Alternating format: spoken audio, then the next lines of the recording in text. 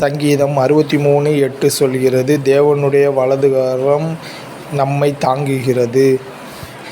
உம்முடைய இரட்சிப்பின் கேடகத்தையும் எனக்கு தந்தீர். உம்முடைய வலதுகரம் என்னை தாங்குகிறது. உம்முடைய காருண்யம் என்னை பெரியவன் ஆக்கும்.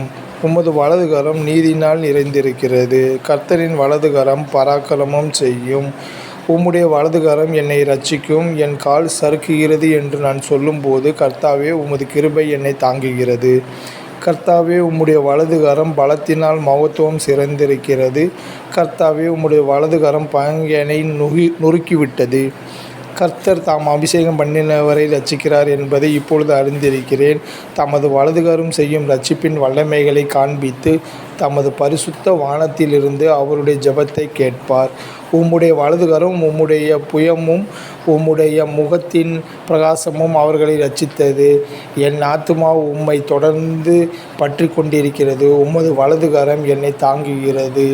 இப்படி எங்களை வலதுகரத்தினால் தாங்கி எங்களை ஆசீர்வதித்த தேவனுக்கே மகிமை உண்டாவதாக. ஆமேன்.